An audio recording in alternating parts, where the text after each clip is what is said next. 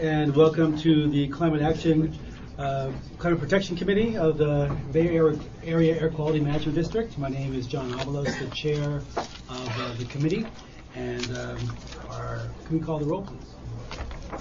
On the roll for the Board of Directors Climate Protection Committee meeting of October 23rd, 2013, Director Adams. Here. Director Barrett. Here. Director Joya. Here. Director Haggerty. Director Hudson. Here. Director Pepper. Director Ross. Director Zane in Santa Rosa. Here. Thank you. I walked in. And Chair Avalos. Great, thank you. So we actually have a satellite hookup in Santa Rosa for Director Zane, and thank you for everyone in Santa Rosa for joining us. We also have people who are upstairs in the overflow room for public comment. So when we call public comment, we will first call it from this room, the 4th floor of the Air District building, and then we'll go to Santa Rosa, and we'll call folks down who may want to come down from upstairs, the 7th floor, where they're waiting for public comment as well, if that comes up. And I want to thank the Air District for actually a new policy around being able to do our meetings remotely in different parts of the region. It really helps, especially in line with our promoting of transit and trying to keep greenhouse gas emissions low. Okay, so our next item, please, is public comment. This is a general public comment for matters that are not on the agenda.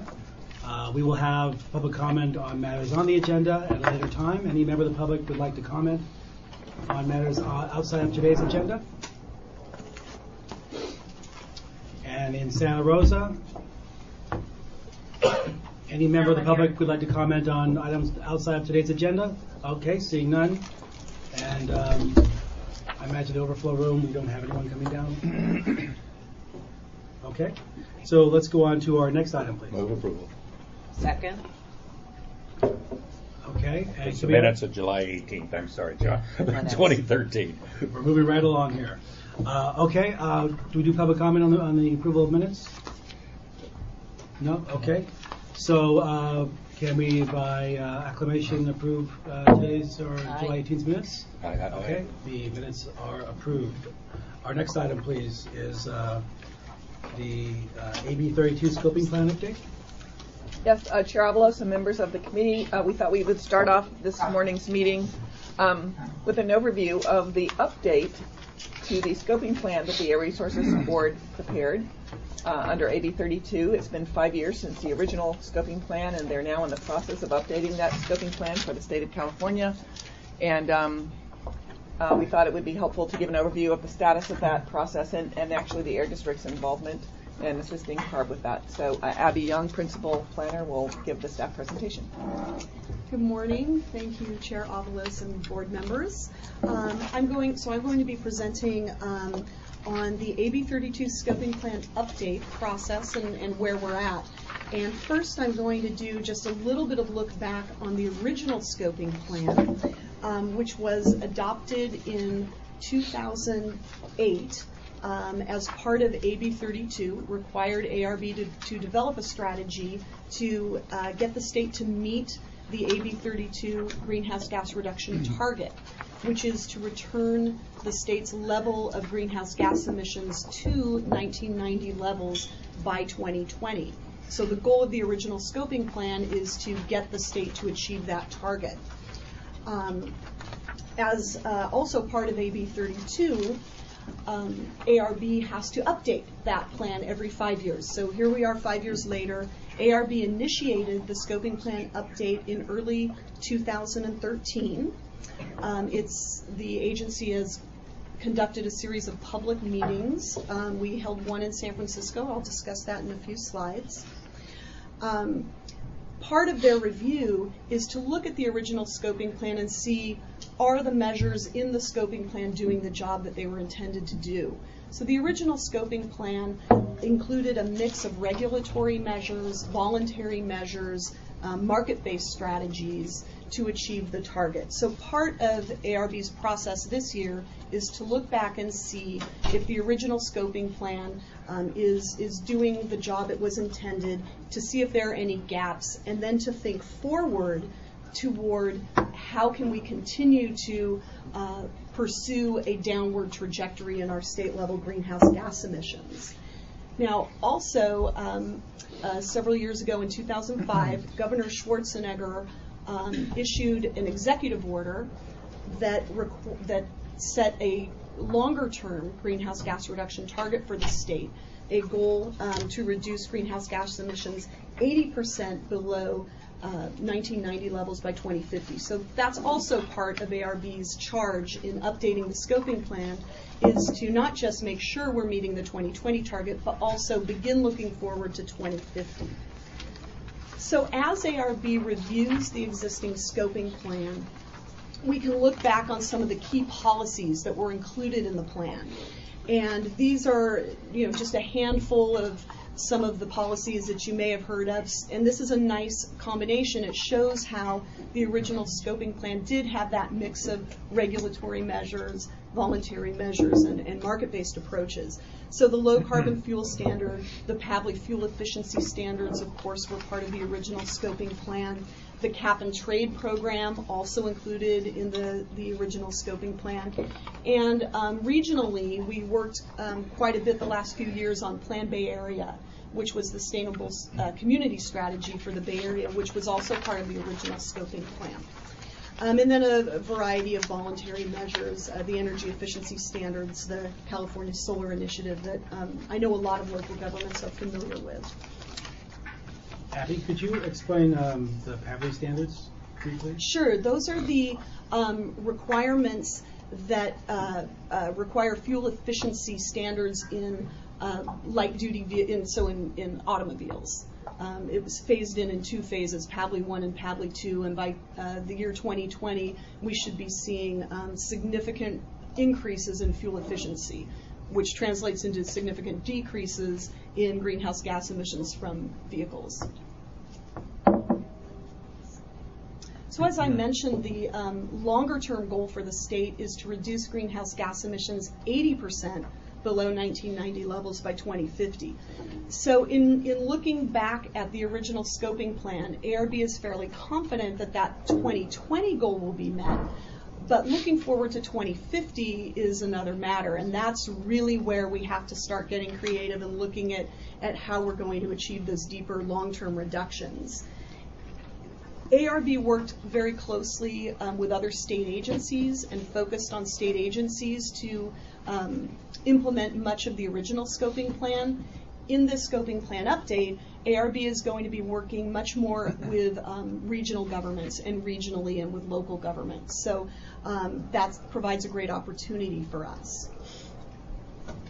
The key focus areas of the scoping plan update are transportation, energy, not just generation, but also transmission and distribution, wastewater, agriculture, natural lands, working lands. Those are range lands, wetlands, forests, kind of all the major sectors. So the scoping plan update will look at each of these sectors and will identify key opportunities for significant reductions between now and 2050.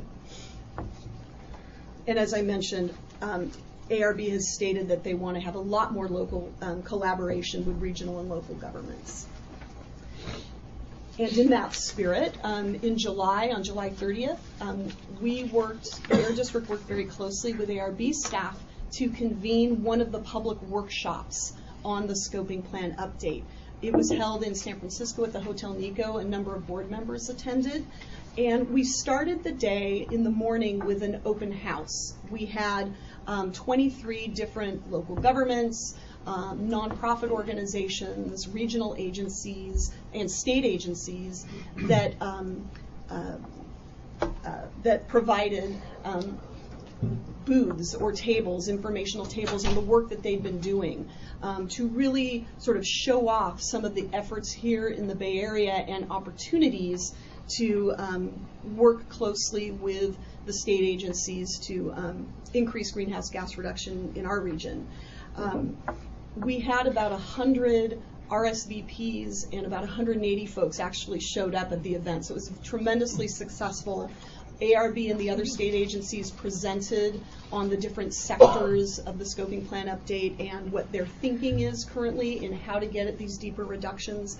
We had a very lively, lengthy back and forth Q&A with the public, and it was, ARB felt it was their most, told us they thought it was their most successful workshop. So some of the key comments that we heard, probably these first 2 bullet points were the 2 that we heard the most at that workshop. One was that folks, members of the public, representatives of local governments and advocacy groups were very interested in seeing how the state agencies and the scoping plan update could bring collaboration and resources to help the Bay Area implement Plan Bay Area.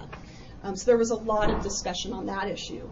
The second issue, the use of cap and trade auction proceeds, was also a very, very, very intensely discussed. A lot of folks have a lot of ideas on how those proceeds can be used, and that's probably something that we'll stay tuned on. And then some of the other issues that came up, we had local experts respond to each of the state agency presentations. And our local expert that spoke on energy efficiency in buildings made the comment that about 70% of the single-family homes in California were built prior to the adoption of Title 24. So many, many buildings in our existing building stock have not undergone energy efficiency upgrades. So that's a tremendous opportunity for us. And then, of course, there's a lot of interest in accelerating renewable energy at the local level and in promoting greening and forestry programs. But there were many, many, many other comments as well.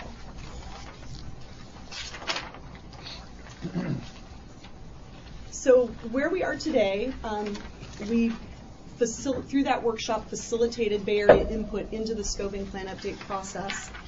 Through CAPCOA, we're working with CAPCOA's Climate Protection Committee to actually draft one of the chapters of the scoping plan update. ARB has asked CAPCOA to draft the chapter titled Regional and Local Government Efforts. So district staff have been working on that with our colleagues in CAPCOA. And then I wanted to mention a couple of efforts that are not directly part of the scoping plan update, but are very complementary. And we're working with another state agency, the Office of Planning and Research, to review and provide input on their development of draft state general plan guideline revisions, as well as their own state-level draft CEQA guideline revisions. And so these will have significant treatment of greenhouse gas emissions, and so we've been having lots of communication and feedback with OPR staff on those efforts. And then I wanted to just reflect on why this state and local collaboration is so important. And I think ARB and the other state agencies realize that there's going to have to be a lot of participation and collaboration with local and regional governments if we're going to get to that stronger long-term 2050 goal. And of course, state policies affect us at the local level, and we want to work with our state agencies to make sure that we don't have any unintended consequences of some of these policies. So the next steps for ARB are to look at the feedback they got from the workshops and other input that they've received, and to incorporate that into what will be a final draft of the scoping plan. We don't know when that will be released, but we're working with ARB staff to make sure that we're included in that release. The scoping plan is scheduled to be considered by ARB for adoption in spring of 2014, and so we'll keep you posted on that. Beyond the assumed adoption of the scoping plan update, ARB will continue to implement its current regulations under the original scoping plan and also explore new regulations that it's working on that will be part of the update. Also exploring the strengthening and expansion of funding opportunities, such as using the auction proceeds from the cap and trade program and how those could be used to implement scoping plan update measures. And then, of course, continuing to look at the longer term reduction goals. As for us, We will, of course, continue to work with ARB as they develop this and implement the scoping plan update.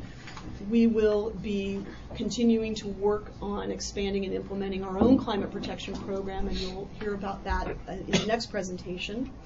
And we'll continue our work and strengthen our work working with ARB and other state agencies as we all work to reduce greenhouse gas emissions. Thank you. Great, thank you. Any questions, John? Yeah, just to make a comment, going back to the slide that indicated some of the sort of public comments, specifically about the use of cap-and-trade auction proceeds for local GHG reduction. One of the issues that I think is really important that I hear a lot about, both at CARB as well as here and in Plan Bay area, is how we use the cap-and-trade auction proceeds to achieve a number of co-benefits that are not just the reduction of greenhouse gases, but achieving that goal, because that's what they need to be used for, but also reduction of toxic air contaminants, criteria pollutants, creation of jobs. So things that achieve these co-benefits, and how we locally, at this point, right, we don't know who's going to spend them locally. That decision's yet to be made, but that also, from our standpoint, be included as we think about co-benefits of achieving multiple objectives with the use of cap-and-trade revenues. So you're just getting more for your money. Just wanted to emphasize that point. 3 points. The first is on, how are we tracking that we're actually achieving our goals, and how easy are we making it for people in the public to see how well we're tracking our goals. I think if we are able to, demonstrate, and you mentioned you think we're on track for achieving our 2020 goals, but I'd like to see how that looks in some type of graphic.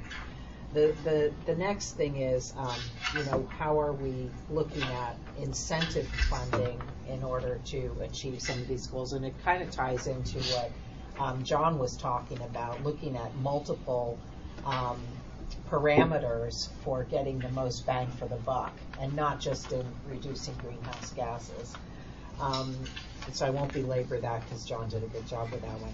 And then finally, it is an area about, creating sort of a clearinghouse or a template for how other local governments or agencies are achieving their goals maybe faster than others. Maybe have a little competition, to see, what different agencies are doing, how are they tracking, breaking down that data tracking piece to really demonstrate where we're doing really great things, and then the templates so that others can copy what's being done if they're motivated to trying to get on that same track. So those are, a couple of items that I'd like to see us, diving a little deeper into the weeds on when we give our comments. Thank you. Right. I'm waving my hand over here, John. I see you. Actually, you're really small on the screen, but why don't you go ahead and You could always blow me up, but that's okay. I'll talk really. I'm a big person, actually. So. Actually, before you start, I heard that side comment. Here, first of all, Susan, I think Sonoma would probably beat Marin, but we're just kidding in that area. We obviously have a little bit of a competition going. I just want to say on the focus areas, I don't think BACMed has really spent enough time in looking at how we address the GHG emissions on two of the focus areas, which is waste and water as well.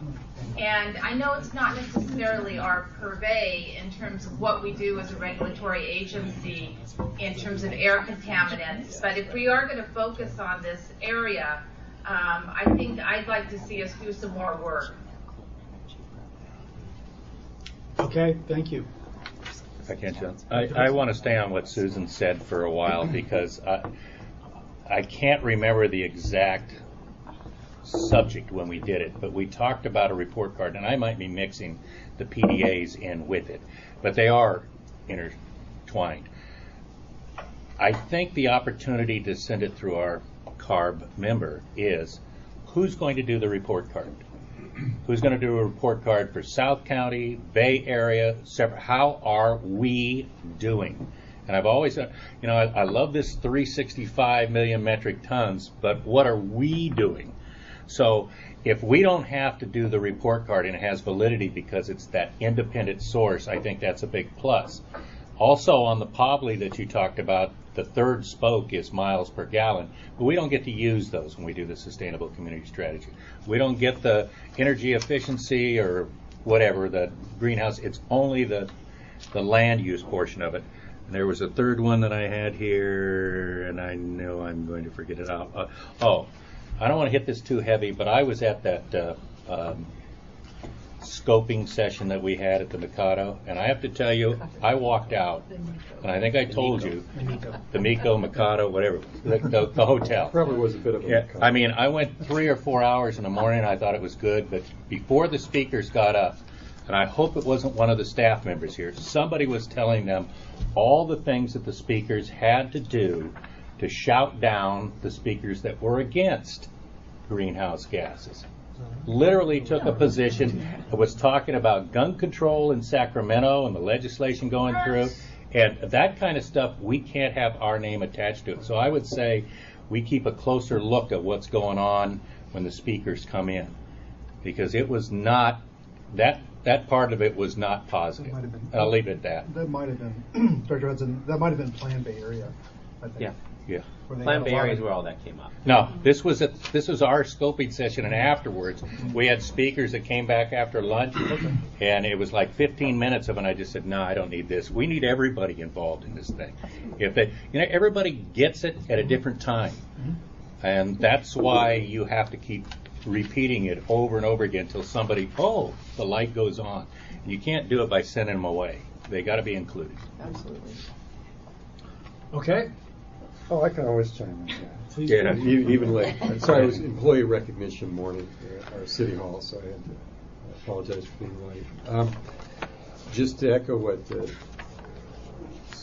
our supervisor offsite had said about water efficiency. 19% of electricity in California is used pumping water, and certainly if we can reduce that amount of electricity, that does have an effect on emissions via the power generation needs. I would have been beating the drum about telecommuting and casual carpooling as a way to reduce transportation emissions. If there is some link between 1339, the commuter benefits program, and the auction proceeds through a demonstration or pilot program that we could somehow fabricate here in the Bay Area, I think that would be an avenue I'd like to see us explore. But that may not be relevant depending on what CARB decides. There's either auction proceeds protocol. So that may be It's an ultimate of the legislature too, right? in the legislature. Yeah, we've seen that the Bay Area is ready to up their game in terms of casual carpooling and telecommuting, and how we can make that work for all parties involved, for employers and employees. I think is something that might be a path that auction proceeds could be possibly used, but that would take some more investigation. So ultimately, right, there's this investment plan for the use of the cap and trade auction revenues that was developed by a number of the state agencies, including Air Resources Board, but ultimately it's going to be up to the governor's administration through the Department of Finance and the legislature finally appropriating that money. And so we need to, I think, as a region, advocate about some of these issues. I think that's really important, what you mentioned, Mark, to the legislature and to the governor, because we don't know yet whether the cap and trade revenues are going to be, for a lot of these programs are going to go through like MTC and ABAG, a local air district, a local city or county, statewide, and so we need to think about that, although it's going to be the governor and the legislature that are going to finally get to make that decision. But I think you raised good points about how we achieve our regional goals. Like you were there with Plan Bay Area, we programmed some of these cap and trade revenues, right, into Plan Bay Area, and then we also made sure that 10% of those revenues were going to be spent in disadvantaged communities and 25% to benefit disadvantaged communities. So to make that happen, though, we're going to need to, maybe as an air district as well, work with MTC and ABAG, maybe through the Joint Policy Committee, of trying to come up with a Bay Area position, assuming we can agree, about what the governing legislature sort of decide about how to program that money for regional things. That's sort of a suggestion. Yeah, and thanks. I just want to second kind of what you said about having metrics and really being able to measure where we are, because the update talks about all the things additional things we should be doing, but it doesn't talk about where we are. Of course, it's early on in the program, but I think it's really important if we want to know where we're going to get to, we need to know how we're doing and whether the programs were Point of clarification, they're talking about adopting this spring of 2014. It's not early in it. It's there. Your point's well taken for now. Yeah. Well, Mr. Chairman, what we've heard is that you'd like to see us come back with regard to how the state is actually going to be able to meet that 2020 target. Because that is an important point that the state is saying is that the 2020 target of meeting 1990 levels, they plan to predict right now they're going to meet it. Mm-hmm. And that's a very important public policy finding. So if you'd like, we can, as staff, bring back some of the charts that they have that show that reduction in emissions, what it's primarily due to, because I think that's going to be relevant for the committee to understand. Could you just remind us again, 2020 target is what percent? 1990 levels. 1990 by 2020. 1990 levels by 2020. So everything is going into that. It's their cap and trade program. It's their PAVLI low emission vehicle standards. It's a mix of everything. And it's a statewide number they're meeting, not just it's not Bay Area actually. So. So they'll dive into the weeds a little bit more, so we'll be able to see where we're getting the most bang for the buck in investment, and then where the low-hanging fruit was. I mean, maybe we've maxed out in a certain area, and there's other opportunities. Will we be able to see that? Right, that's going to be our homework. We'll bring that back to the committee.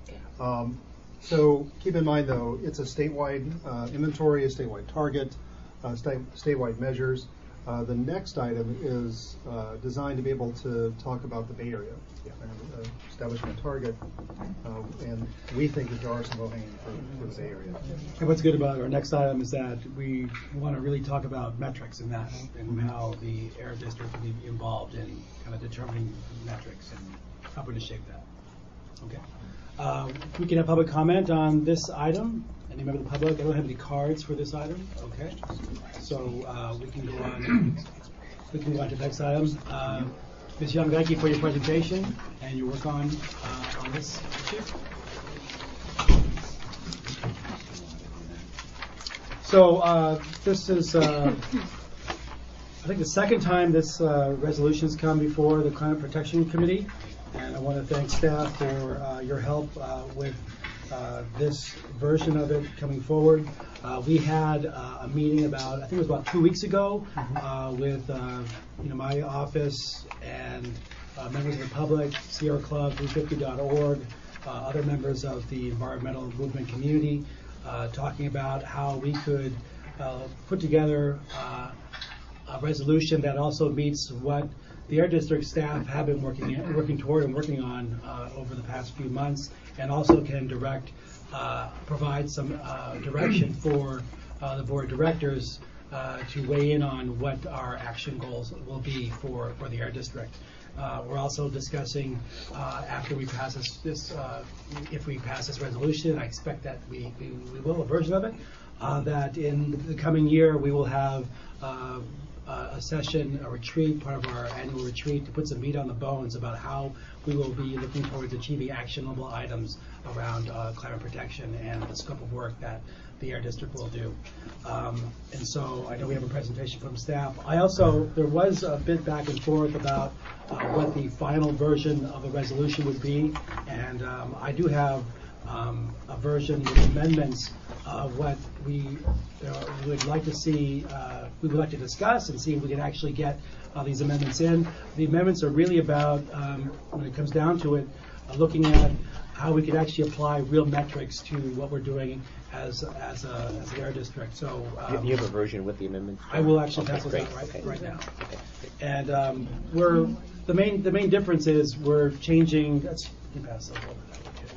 We're changing the word goal to performance objective, and I think performance objective would be more apropos of how we're trying to look at measurable objectives and metrics that we can apply towards that. So we can have that discussion about whether to include this language versus goal. I think goal is more broad and not quite as descriptive enough as we really need to go in terms of mapping out the actual work of tracking around the region that the air district could possibly do.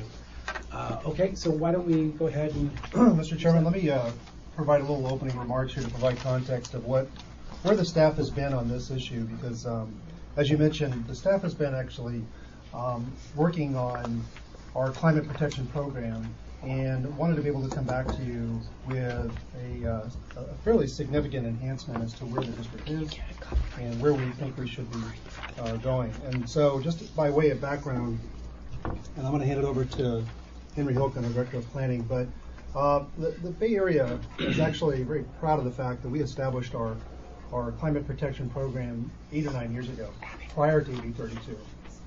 In fact, most people know the Bay Area District for its climate protection program, right? We were out front. We established a program wherein that we basically told the world that it makes sense for the local district to be able to have a program on climate protection.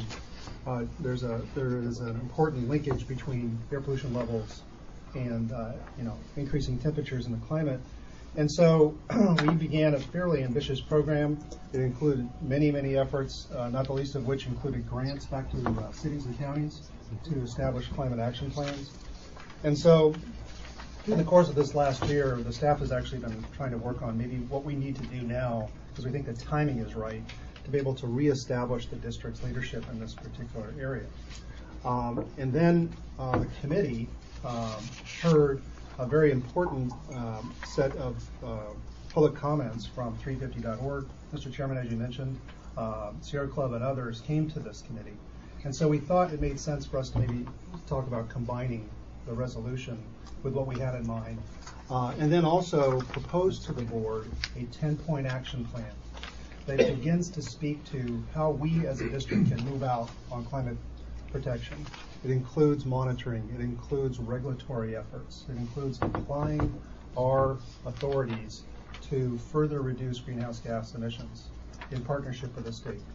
And so what we have for you today is a resolution that the staff has developed, very interested in the changes that is being proposed, but then the resolution speaks to a work plan.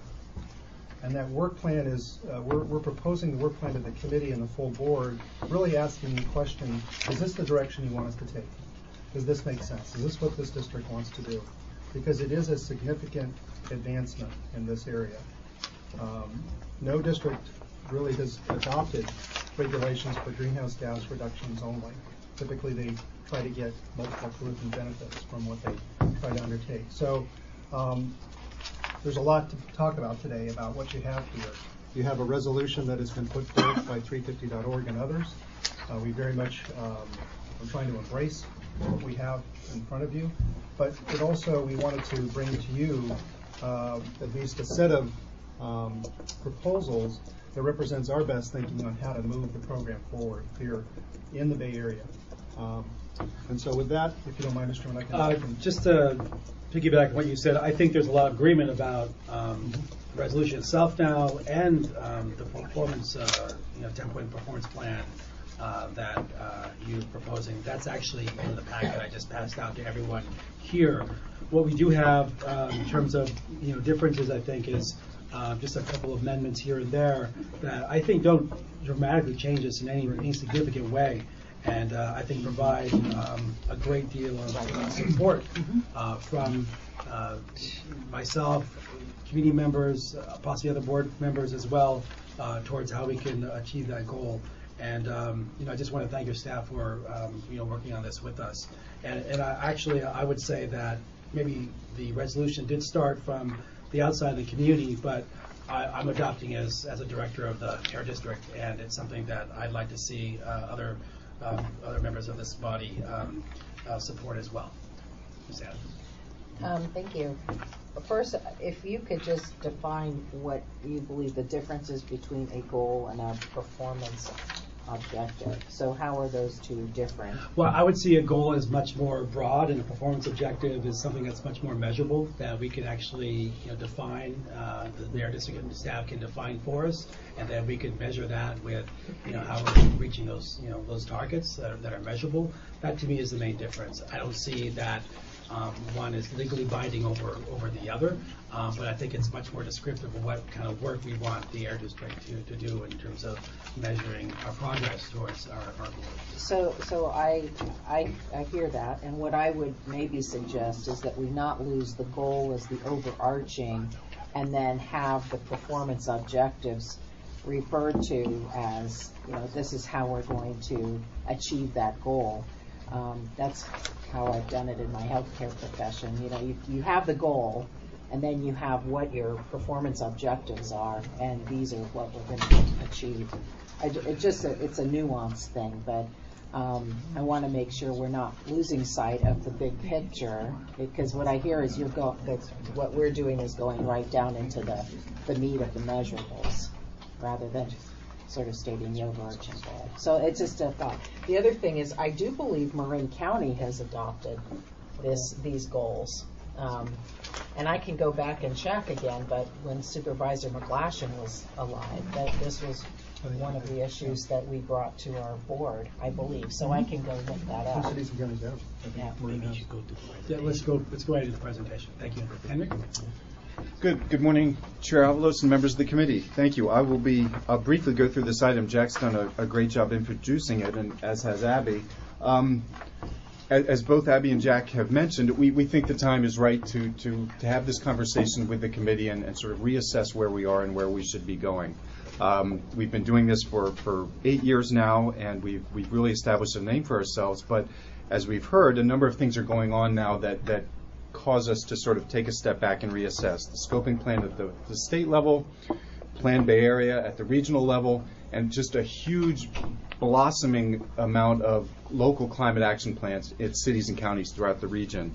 In addition to being approached by 350 Bay Area and other advocates to sort of challenge us to dig deep and think about what the district can do to continue to provide leadership in climate. So what we want to do today is present to you a proposed resolution and an accompanying work plan that would inform our efforts over the near term, over the next couple of years. So in short, the resolution would that you have in your packet would do 3 things. Number 1, it would set a regional greenhouse gas goal for the Bay Area. It would initiate or launch a climate strategic planning process, and would commit to developing a work plan that would inform our activities over the short term. So let me elaborate on each of those. Next one, please. So the goal. 2020 was articulated in AB 32 in the scoping plan, but not the longer range. And as Abby's described, the state is now really turning their attention to the long-range challenge that we have before us, and looking to that 2050, what the emission levels need to be in 2050. And so the scoping plan, as we've already heard, is looking at what it would take from all the different sectors to achieve those very significant reductions for 2050. So we think that's vitally important. The 2020 target was important, but there's a lot more that needs to be done. So we agree that setting an ambitious target for 2050 would be an important step for the region and for the district, and so that's why we've included that in the resolution. It's not articulated here, but certainly the air quality co-benefits of all these programs are always going to be something that we emphasize. I mean, the reason for this that we're discussing with you today is to continue to be a leader in climate, but it will always be important for the Air District to really emphasize the air quality and health co-benefits of all of these programs that flow out of this. Secondly, the planning process. How do we get there? So we think it makes sense for us to engage in a planning process similar to what the state is doing, with the scoping plan update. So looking at the reductions that would be needed from various sectors to reach those ambitious 2050 targets, what emission reductions can we expect from programs in place, more importantly, what more needs to be done. And we certainly expect that there will be significant shortfalls. And so a regional strategy would allow us to look at those different sectors in the Bay Area. Where are there more opportunities for the Air District to take action? Where are there opportunities for cities and counties and other entities to take action and really help focus our attention in the years ahead? And finally, the work program, our idea here is that this would be something that we would prepare and review with the board from time to time, and this would be sort of a short-term action plan, if you will, to implement the longer-range goals and objectives that are spelled out in the plan, the Clean Air Plan. I'm sorry, I didn't state that specifically in the past slide, but our vision is that this regional climate strategy would be included in our 2014 Clean Air Plan. I apologize for that. We last did our Clean Air Plan in 2010. It was a multi-pollutant plan, as I think the committee members probably recall, where we addressed ozone, fine particles, air toxics, and greenhouse gases. And so we really opened the door to including greenhouse gases in our regional planning in our last Clean Air Plan. And so we want to build off of that start that we made last time. We've initiated our 2014 Clean Air Plan process already, and so our proposal is to include in that a more robust discussion of the regional climate planning. So, sorry for that digression, but back to the work program. That would inform our near-term activities, and certainly until the board takes action on that plan, we need to know sort of in the near term what you would like staff to be working on. And so we would propose to bring to the board this work program to lay out what we're going to be working on in the coming years. So let me speak a little bit to the items that we've included in those 10 points. One is simply setting the goal. We've already talked about that a lot. One of the items that we would want to include in there is setting an ambitious 2050 goal, performance target. We can discuss the word that the board wants to use, but setting that objective for 2050. Secondly, we would want to update our greenhouse gas inventory and the forecasting. We did the first regional inventory back in 2007, I believe it was. We've since updated that. It's been a very helpful planning tool for us, but it's a business as usual projection. It doesn't show the deep reductions that we'll need to achieve these targets. And so, as has already been discussed, we think it would be really useful for the inventory to identify where we think what emission reductions we can already expect from state actions through the scoping plan, regional actions from Plan Bay Area, local actions from city and county climate action plans, not just a business as usual forecast, but do a better job of documenting how we're doing to the points that have already been raised, really measuring our progress and how much further we need to go. Monitoring. I think the committee is well aware we do a lot of air quality monitoring. Typically that's for the health-based air pollutants, but we believe there are some steps we could take to enhance our knowledge about just the ambient levels of various greenhouse gases in the region and tracking trends over time. And so we're proposing a couple enhancements to greenhouse gas monitoring that we can implement. The climate action strategy, we've already talked about that a little bit, but the idea there would be, again, to more or less replicate what the state is doing at the state level, do that at the regional level, and develop a strategic plan to outline district activities and activities by others to help us make that long-range progress that we need to make to get to that 2050 target. The next element, support and enhance local action. So we've already discussed local climate action plans. Many jurisdictions, over 50 jurisdictions in the Bay Area have already adopted or are well along. I'm sorry, are we in the way? Okay. I think it's safe to say that really the Bay Area is a statewide leader, if not a national leader, on local climate action plans, and that's something we really should be proud of. But we want to continue and build on that and make sure all of our 110 jurisdictions are doing the best that we can. And so our staff does a lot of work supporting those local climate planning efforts, and we will want to continue that and grow that. Rule development, now that's sort of our historic bread and butter. I mean, we are a regulatory agency. As part of this, we would want to look at our regulatory authority and see what opportunities there are for us to develop rules and regulations that would address greenhouse gases. We've had some discussions. This is all very preliminary. This would take a lot more brainstorming and work internally, but these are some examples of ideas that we've been thinking about. Short-term climate pollutants, like methane, say from wastewater ponds, or black carbon that we've talked about with the committee before, the intersection between climate and health with respect to black carbon. Are there things we could do in our rules for some of these short-term greenhouse gases? Federal requirements. EPA is currently considering revisions to their new source performance standards for power plants. We would want to look at that for its applicability in the Bay Area and perhaps look at what requirements could be imposed on existing power plants to make sure our power generation is as green as possible.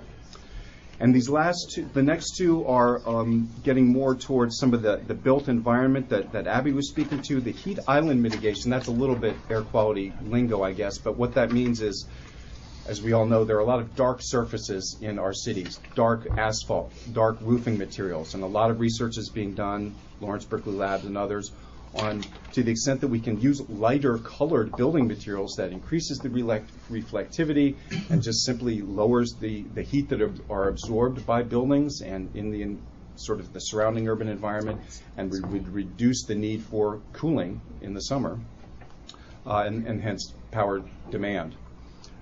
This last one, the reduced energy use in the built environment, as Abby mentioned, there's a huge amount of building stock that's already constructed and is not subject to very stringent, if any, energy efficiency requirements. And so we think we would like to look at our rulemaking authority and see where there might be opportunities for us to push that ball forward. Next, enforcement. Of course, that's another one of our key programs. There are a number of regulations already in place that the state has adopted, and we will want to continue to work with ARB on where we can help enforce, for instance, rules for landfill, methane leaks at landfills, or refrigerant leaks from commercial refrigeration, as an example.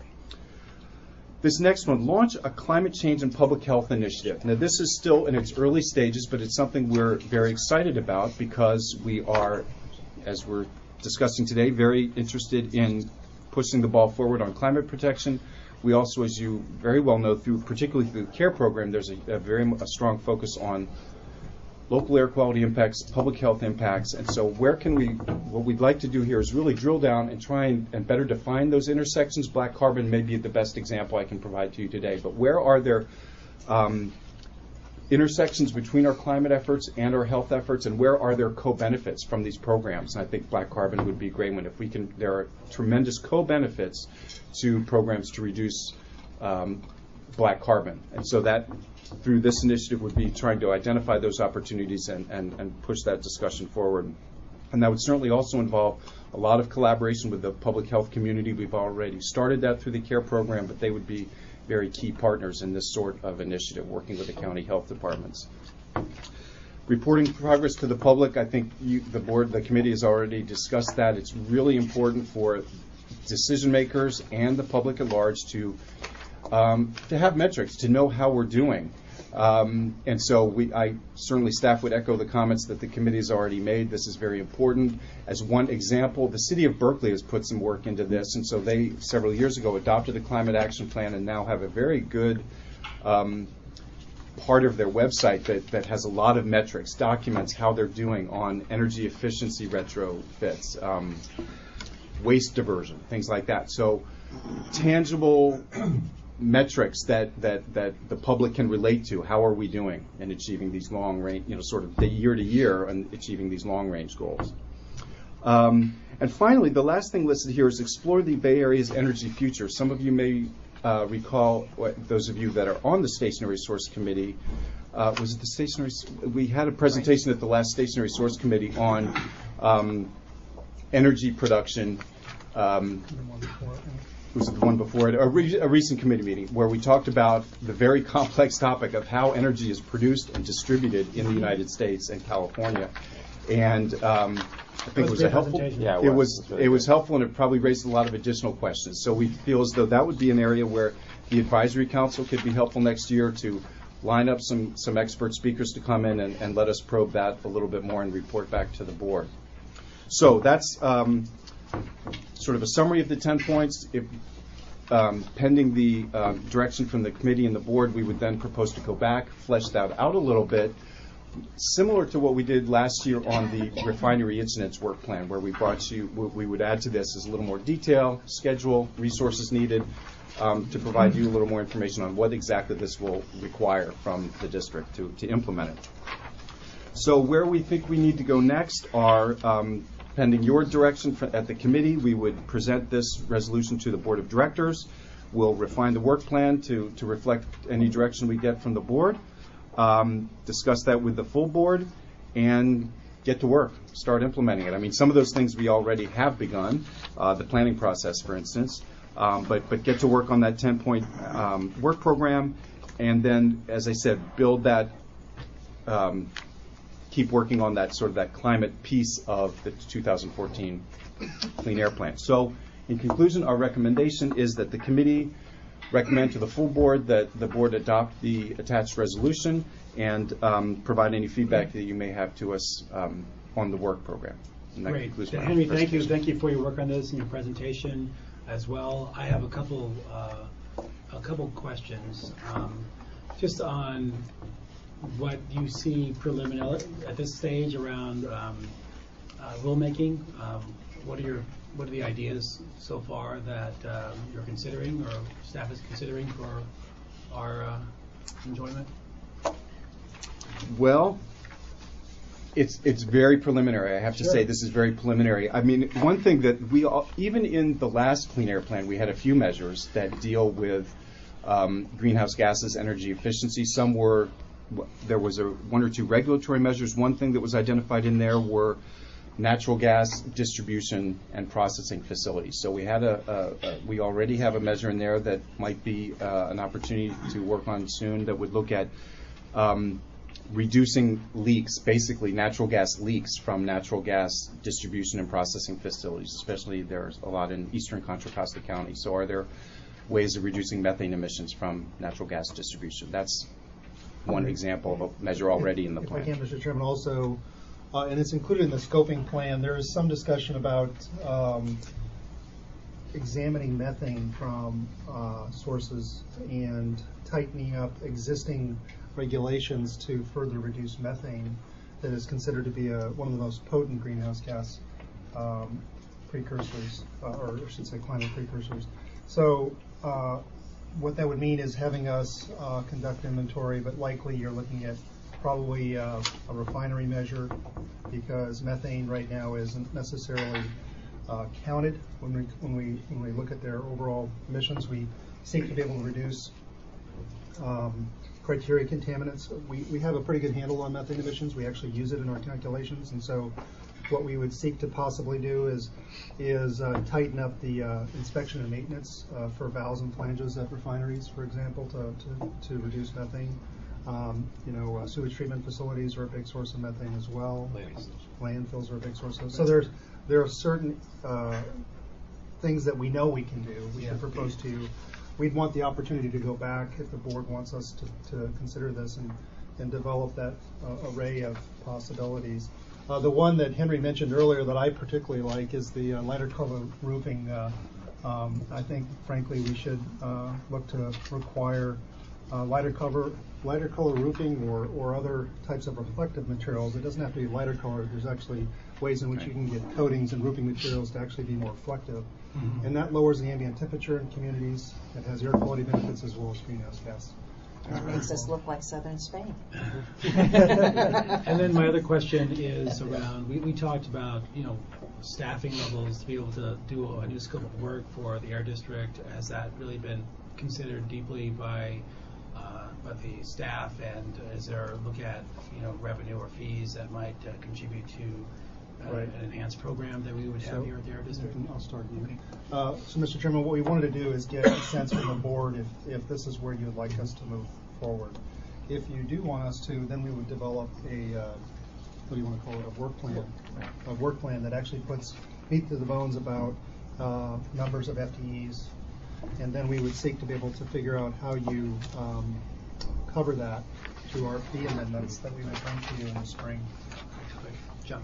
Yeah, I think, one, this is really good, although it leaves out one major thing, which I think you all sort of know we may be moving in this direction. So Plan Bay Area was adopted by ABAG and MTC, right? And under AB 32, every region of the state had to develop a sustainable community strategy to reduce greenhouse gas emissions, and for us, that's Plan Bay Area. And as you know, the representatives of all the 4 regional agencies through the Joint Policy Committee talked about getting legislation, and Senator DeSaulnier was going to work on this, so that we would actually be one of the entities approving and developing the Plan Bay Area in the next phase, which is 2017. So it would be BCDC, Air Board, MTC, and ABAG, all 4. And that was sort of, as I understand, there was consensus among the leadership of the 4 regional agencies. That's a good thing. Yep. And that plan, right, controls a lot of how regional dollars get spent. So it seems we should be including in this how all of this relates to our work in developing the next version of the Plan Bay Area, because that's going to direct how transit dollars and transportation dollars and housing dollars get spent, which gets to the funding issue of all of this. So I think we should reflect that in this work plan, that we're actually, and Bruce, you were there, I mean, Bruce works on a lot of the climate change issues for Joint Policy Committee. That was an exciting opportunity that we're actually going to have some authority in the development. I mean, not that we didn't have a role this time, but we're going to have official authority in the development of Plan Bay Area, and that we incorporate in it this whole development, the whole issue about climate change. So I think that ought to be included. Maybe, Bruce, you can sort of have some discussions too separately. I don't know if you have any additional thoughts. And that gets to funding, because we can direct some of that regional funding to fund some of these steps in a climate action plan. And then the last thing I'll say is that I think what would be important to reflect here is we were the first agency in the country to put together a fee on greenhouse gas emissions to fund our climate change program several years ago. So that should be, and we could go back and look at how we amend that. I assume that's what you were talking about, Jack, to increase the fee to fund more of this.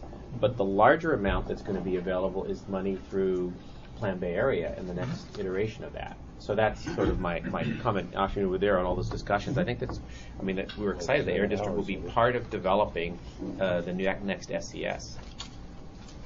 So it seems like which deals with a lot of these strategies, land use strategies, energy efficiency strategies, all that. So that seems to go with the work program item number 4 to develop a regional climate action strategy, so we can have some reference to. So, John, I have some questions. Yes, I'm raising my hand here. We see you waving over there. But before you do that, I want to make sure: are we okay with incorporating then that this is part of this? However we do the language, is to work on the is how this works in the development of the next Plan Bay Area. So I can, Mr. Chairman. Our thoughts have always been that this would be something that the board would consider, hopefully adopt, put in place, and it would form the bridge to the next SCS and clean air plan, frankly. And we have to talk with MTC about whether that clean air plan actually becomes part of the SCS. I think that's what we were all. But and ultimately, though, if we have authority to approve it, we actually have more say than we had last time on what's in the SCS. That's right. It might be helpful to phrase it something like the 2014 Clean Air Plan will help us bridge that towards that, because since it's not actually that sort of authority for the Air District to adopt doesn't exist yet. We need to be a little bit careful. Right, which hopefully will be next John, year. I have some questions. We can something along those lines. We're getting a little far out. We got you. No, but that's what we talked about, though. That's exactly what's going to Director Joya right now, we're still on his. I'm done. Yeah. Okay, Director Zane. Thank you. So just some comments and questions. First of all, I think in terms of the work plan, I think it's important to have stakeholders involved. And I don't know how that gets fleshed out as we move forward, but I do think it's important to involve the stakeholders. Too often in public entities, we do all the planning, and then we present it to the public and ask for a rubber stamp acceptance. And at that point, the public comes forward and weighs in, and by then, we're a year or 2 years ahead of them. So I really am advocating to have stakeholders at the table as we move forward on the work plan and really the nuts and bolts of it. You know, and then secondly, I just think that there is some things in the resolutions that we might want to make even a little bit stronger. I think it's some feedback from members of the public, and I think when you open it for public comment, I'll let them speak for themselves. But I think we can tighten up the resolution and make it a little bit stronger in some areas. But again, I am advocating for bringing stakeholders into this process earlier rather than later. Thank you. Could you briefly say where you think the resolution could be stronger? Yeah, well, the comment I got was that it said that we are going to develop an action strategy plan to make progress in achieving the 2050 goal for GHG emissions. And the comment was that we should really be saying that we're going to achieve the 2050 performance objective, which, going back to kind of what Susan had pointed out in terms of how you write goals and objectives, I would agree. I think making progress is weak. So I don't know whether that was changed or what happened there in the development of this resolution. And then I don't know if we want to flesh out a little bit more in terms of what's that? Okay, sorry, I'm getting some feedback. The other thing I wanted to note was that we might want to flesh out a little bit more in terms of the health impacts, as stated by the CDC, or even the California Health and Safety Code section 39002, which cites that the air districts have primary responsibility for the control of air pollution. I think we could strengthen that as well. And then also to note that there are ambitious climate action plans, not just in the local entities, but really naming the counties that have put forward very aggressive local plans and citing those in the resolution. So that's kind of the general feedback I have. But again, I really want to advocate for getting stakeholders involved in this process at the beginning and not at the end. Thank you. Henry, could you respond to the question about stakeholders and the process for going through the public process for our work plan?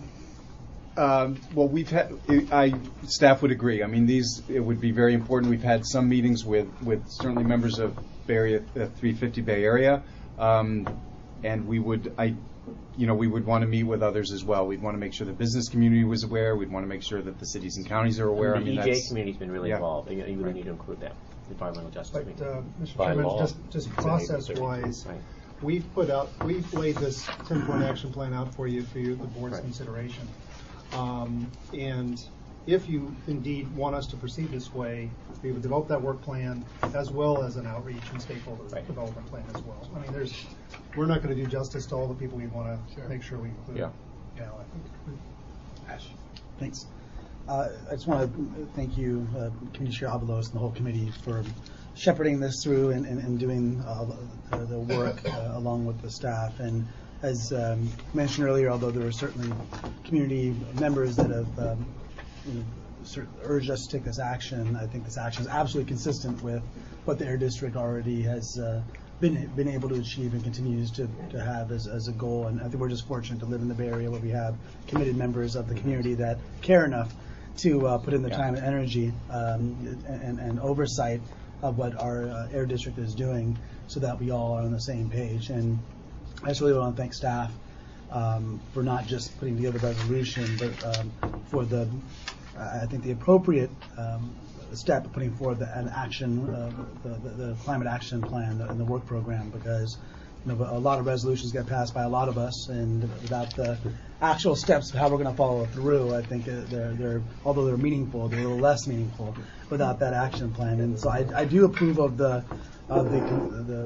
amendments that are suggested, including naming some of the jurisdictions that already are going forward with some of the similar goals and have adopted similar GHG emissions goals, both counties as well as cities, And I think as is the case with a lot of what the Air District does, I think this will be the greatest benefit to smaller jurisdictions that may not have as sturdy of a planning department, may not have an environmental services department, and maybe we need some help and guidance. And I think it's also going to be very valuable having the Air District be kind of the glue that brings a lot of the regions and cities together, that keeps the counties communicating with each other, because with all the regional boards that we have in the Bay Area, and you could probably say that's for any other region, the one that I think is most significant to have this kind of relationship is our air districts, because as we all know, the actions we take don't stop at our city borders or our county borders. And so I think this is a great goal, that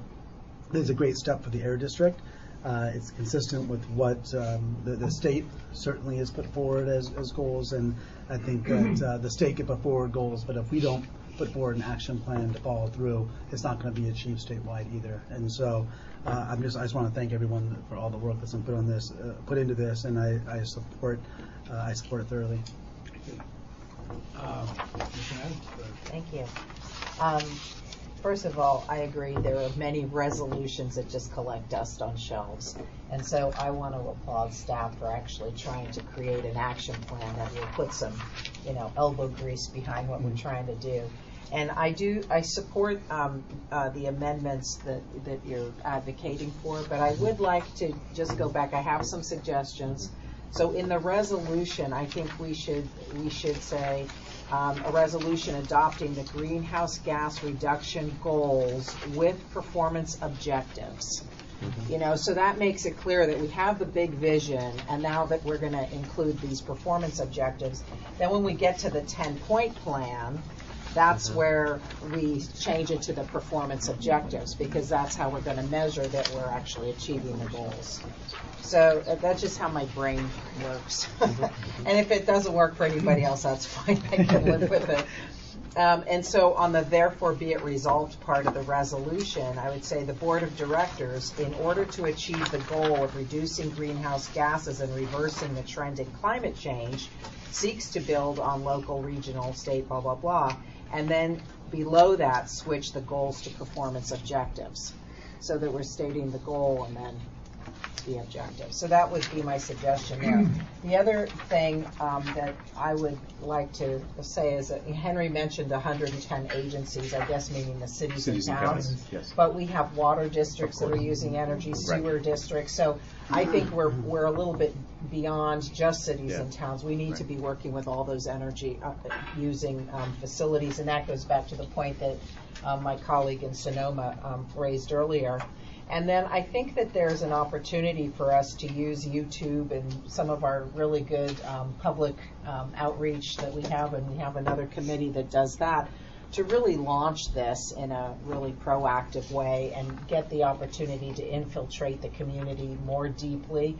Let all of us be able to post it on our websites and send out our email newsletters, so that we're letting people know about what it is that we're launching here. And just finally, as a nurse, I'm really excited about the link between our air and our health.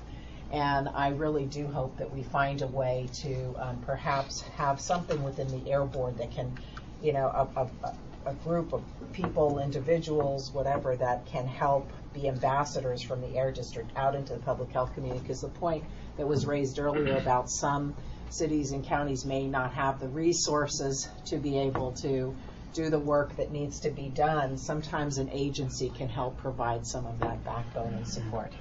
That's it. Thank you. Thank you. Lots of folks want to speak. Just as a point of procedure, before we start carving up the resolution, is it okay if we hear from the public?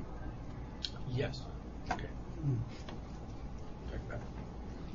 Thank you. I also want to thank everyone for all the work that they put into this. I think this is a great start, and I'm looking forward to moving forward on it. And I also support the amendments that have been proposed. As far as the resolution, I'm just wondering if there should be something in it about updating it, what the updating process is, because this is it's a resolution, and it talks about the 2014 climate air plan, or the clean air plan. So should we be talking about updating this every 2 years? It gets updated every 3 years. Oh, just as a matter of course. Okay. And then also, as far as the monitoring, the climate action strategy and the work plan, I'm just wondering if we should include something about a feedback loop, that we do the monitoring, we take the results of that monitoring and then adjust the strategy based on how things are going. Maybe that's implied, but it might make sense to actually state that in here as well. On the rule development, as far as reducing energy use, I think it might be helpful for some jurisdictions, like the little town of Los Altos that I'm from, if the AQMD can help local agencies adopt more stringent green building codes, or help them in their code development, because we certainly don't have the staff in our town to do that. San Jose might have it, but we don't. And working with the Energy Commission as well, that certainly has the expertise in that. But it really comes down to the local level and what the building departments allow someone to do for to be able to reduce use in residential, commercial, or industrial sectors. So that might be part of helping in the implementation of climate action plans, local climate action plans, to then, implement changes in building codes. So anyway, I'm really excited that we're doing this, and thank you again. Thank you, John. The only thing I'd like to think about what we, some kind of phrase to add in the resolution, and sort of gets back to comments that others have made about how we work with stakeholders, is the Environmental Justice, Social Justice Committee has consistently said we need to look at how this is done in a way that also achieves co-benefits, which really addresses the health issue, and other issues like that. Public advocates and urban habitat have have been consistent advocates on this issue. And given that 25% of the state policies, 25% of the cap and trade revenues need to be spent to benefit disadvantaged communities, I'd like to see something, we can think about this, that reflects that issue in this resolution, John. And so I just, as we go through the public discussion, think about that acknowledges the role of environmental justice, that acknowledges the role of co-benefits, health, and include that in the resolution. I'll think about that as we hear the public speakers. Great, thank you. What I'm thinking also is perhaps if we move this to the full board, we might be able to hone in on some language that can be. It doesn't have to be developed today, right? We can think about including that as a concept in here, and then develop it when it comes to the full board, before it gets to the full board, right? Yeah, this is a living document, right? Living process. But be in it by the time it's adopted by the full board. Yeah, right. Absolutely. And the co-benefits are very important, John. Yeah. I think you bring up a great point, not just for the disadvantage, but right. I mean everybody in this room. That's right. Yeah. And elsewhere, we're all very altruistic, and that's all to our benefit. We're looking out for everybody else in the best possible way. But we do have to sell this as the Public Outreach Committee. Yes, I think of how do you get people to get engaged in whatever work plan we devise. How do you get people to buy into it? How do you get people to participate into it, knowing that it's probably going to be better for them? But how do you convince them? And there is not much of a reference in here, although it could be easily added later, of the economic co-benefits that speak to the business community, that speak to the individual, that you're saving money, you're saving resources some way, somehow, but also your health. I mean, to Director Zane, who's showing us the benefits of telecommuting, by the way. She did. And I'm not stressed out because I'm sitting on the freeway for 4 hours too. We noticed. I just would like to say on the one thing where we do reference that there is a benefit because of the wildfires, we reduce PM2.5. There is. We don't mention mental health. We have we have respiratory, we have cardiovascular, and negative health impacts. But I think it's becoming more widely known how PM2.5 and smaller are affecting the creation of amyloid plaques, which are disproportionately affecting women and leading to the onset of Alzheimer's and other mental acuity debilitating diseases, which is now in the forefront. And I think a reference to mental health might seem arcane or odd here, but it is kind of one of the co-benefits that we're looking at here, that PM is really a nasty nasty stuff, and the increase in PM due to wildfires due to climate change is really a train we should be pushing. And then finally, and I'll shut up the rest of the public, maybe at the end of it we do reference and incorporate, I guess I'm a little confused, maybe I'm missing something because of my mental acuity, how we attach this 10-point climate plan to the resolution, and do we do that at the very end of the resolution where it says developing a work program to guide and document Air District climate protection activities. Should we have reference language to this document, thereby including this work program into the resolution? And is that one of our goals here? I think that's the intent. So, Right, as Mr. Chairman and staff, we debated this, whether we actually reference it explicitly or not, but that is the intent. yeah, and that's what we talked about. We met a couple weeks ago that we would reference it, so we can do it more clearly. I think that would be worthwhile. And you may want to say that it's the work plan subject to change and amendment. It's not cast in stone, right? Because the work plan could change over time. Okay, so thank you all for your comments from this body. We can go on to public comment and then have further discussion as well. So I have a few cards, and if folks can, we'll do this room first, and then we'll bring folks from the overflow room. Taylor Hawk, Robert Gould, Rand Riebel, and sorry if I don't get your name exactly right, Janet Stromberg, Niall Malloy, and we'll stop right there. Speak here or over here? Doesn't matter. You're good there. So you can be on the camera. The We want you on the good. camera. Gotcha. All right, good. Well, good morning, everyone. Chairman Avalos, directors, Supervisor Zane, and staff. Good to be here with you. I'm Taylor Hawk from San Rafael. I'm on the board of directors of 350 Bay Area, speaking on behalf of 350, my 7 grandchildren, and all future generations, and your grandchildren too. I remember last time. First, I want to acknowledge and appreciate the good work and real leadership of the Air Districts in the past, directors and staff. Thank you for your service and for working with us. I'm speaking now to address the broader context and urgency of why we're here today. And that's because times have changed radically. From the latest science, we now know that the climate crisis is the mother of all global threats, the greatest economic, security, social, environmental, health, and moral issue of our time. Nothing else comes close. Everything else in the world and the future depends on how we respond now in this brief window of time to the escalating climate emergency. Ladies and gentlemen, we are facing a planetary emergency requiring emergency action. Leaders like UN Secretary General James Hansen, Al Gore, Bill McKibben, Senators Boxer and Sanders, and many others have said this is a planetary emergency. The monumental challenges we face do not allow for half measures. They demand bold leadership and aggressive action. You are the ones to do that in our region. Our regional GHG emissions exceed many countries like Portugal, Israel, Finland, Sweden, Denmark, and others.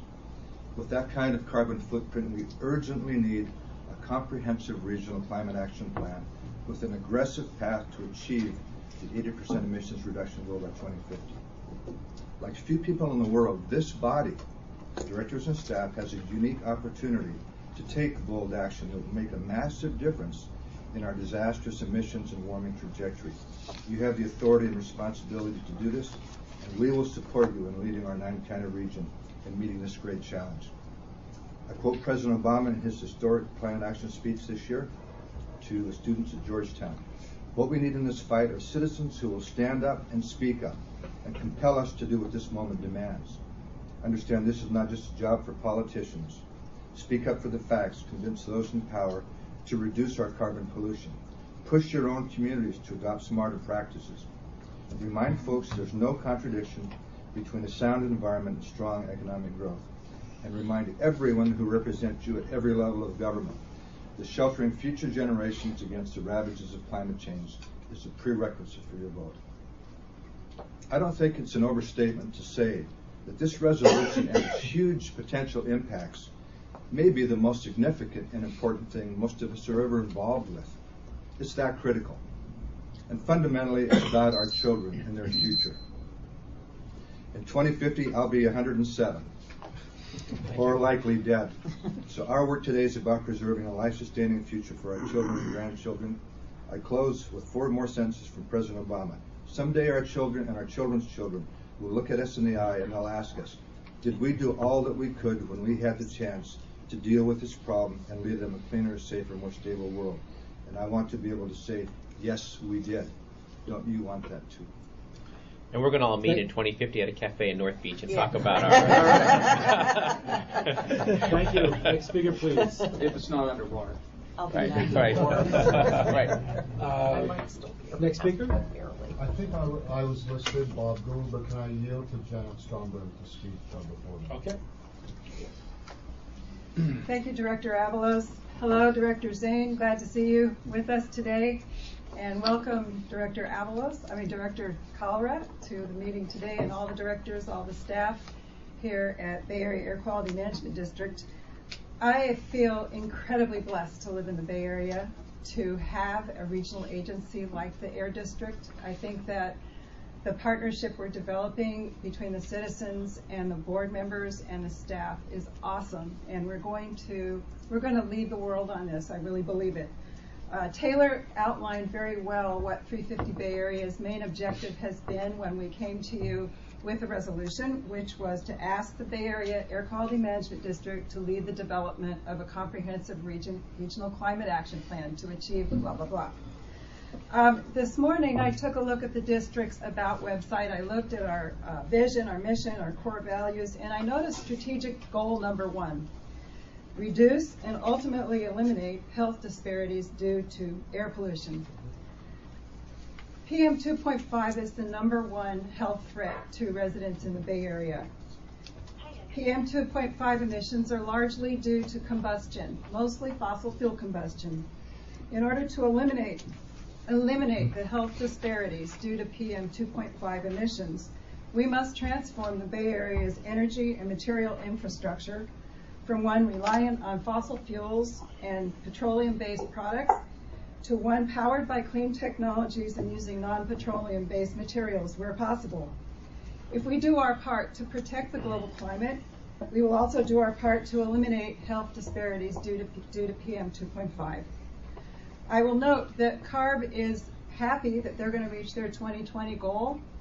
The arc of pollution that goes in the Bay Area from East Oakland through all of the edge of the Bay, around to Richmond and to the towns of Vallejo and Pittsburgh, are not going to see those reductions in PM 2.5 as a result of greenhouse gas emission success from AB 32, because those emission reductions are not happening in those communities. We can make a difference with planning here and making sure that we do get those emission reductions in those communities. The intent of the Bay Area, of our BayCAP resolution, was to make this vision, this long-term vision, a reality in the Bay Area. We believe that the resolution that the district staff put before you stopped short of that, and we definitely support the suggestions that Director Zane gave, and I think as articulated by Director Adams.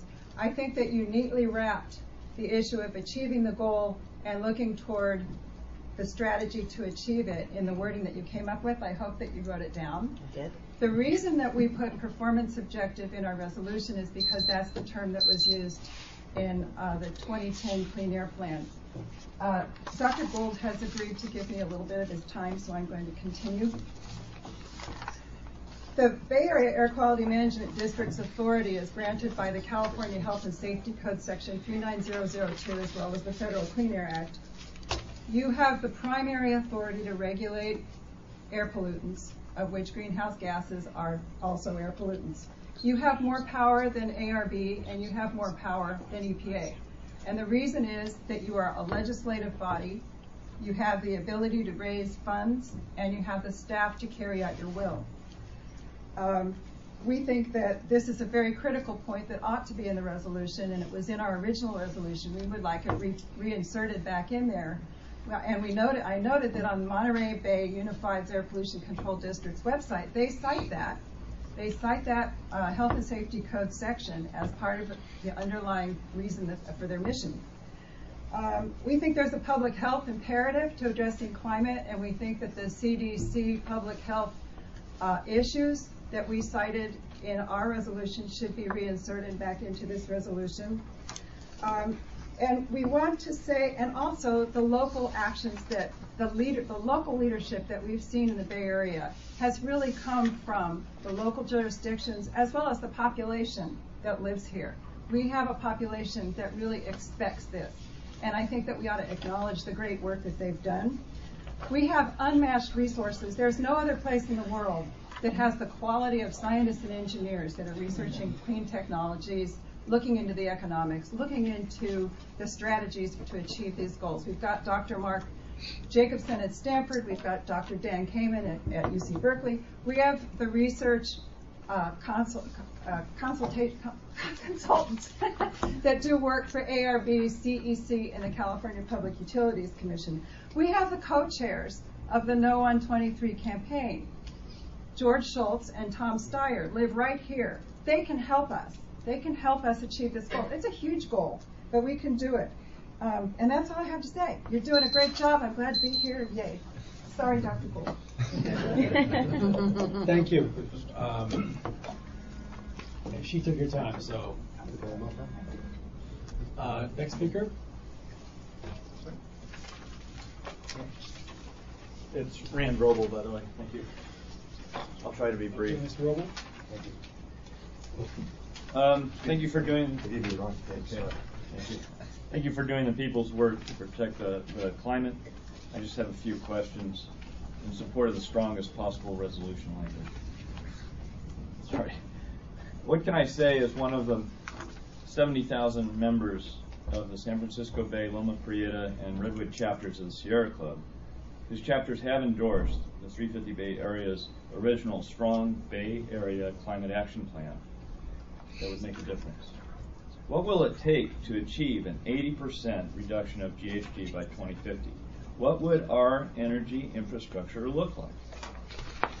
Can the science-based vision of 100% renewable energy by 2050 or 80% by 2030 with existing technology as published by Stanford professor Mark Jacobson be made real? What is the real scope of a program that would so dramatically change the energy infrastructure in the Bay Area within 2 or 4 decades? Who will sound that public policy alarm bell that the climate, as the original resolution stated, constitutes an escalating emergency? And what are the consequences of not radically reducing GHG emissions? What will happen to our Bay wetlands, wildfires, and ecologies with drought and heat waves? Who will protect us from a future where, as James Hansen, who was NASA's top climatologist, said, California's Central Valley could no longer be irrigated? Will we reverse the business as usual rush past the point of no return? What would our generation say to those that follow that no one sounded the alarm? Is this a race between fossil profit and future prosperity? Who will be the stopwatch to hold the polluters accountable to reduce their emissions before it is too late? Can we afford to continue to permit greater and greater GHG pollution without reflecting its true cost? Have we been taking emission baby steps? Who can change the direction of history when big oil business plans are priming carbon bombs to explode the Canadian tar sands, North Dakota, and indeed California Monterey shale oil? And the 900-pound gorilla here are the refineries that are planning right now to refine that in the Bay Area. If the San Francisco Bay Area does not lead, who will? If our regulatory bodies, whose mission to protect the climate does not provide a truly effective leadership example, who will? Will you be that alarm bell? Will you be that stopwatch? There it is. That was great timing. 2 more questions. Who will lead the world forward on climate? Is that you, here, now. Thank you. Thank you. Last card for someone in the room I have is Niall Malloy. Good morning, Chairman. Good morning, board, staff. My name is Niall Malloy. I am the Program Director at Communities for a Better Environment. We do a lot of statewide environmental health and justice work, and we've been following the BayCAP resolution and really feel like it's a strong resolution based on the on-the-ground work that we've been doing in communities like Richmond, West County, Chicago County, Oakland, and also throughout the state. That primarily around the climate issue, we are very in a tipping point. You know, we already know the health data is out there that shows that primarily a lot of people of color are impacted most by current health problems in the state of California. You exacerbate that with climate impacts, and you get, multiple impacts from PM 2.5 issues, air quality, toxins, other pollutants. And one of the things that, before I came here, one of our members actually talked about this, is just thinking about locally, and this actually was alluded to earlier, is that we already know what's at stake, and we really need this resolution as a part of taking action. And here in the work plan, I feel like there's really a lot of value added to that, because I feel like there's a lot of hope for partnership. And I think in terms of our planning and future next steps, in terms of public participation, a lot of us have been through those processes, and we know the bad practices. And so how do we lift up the best practices, particularly around the climate issues, where we already are working on local climate action plans. We're already talking about adaptation and community resilience, looking at issues of energy, democracy, and also issues of refineries, which I want to bring to everyone's attention. We already know that there's several projects in the Bay Area that is on schedule that are getting EIRs. We already submitted comments.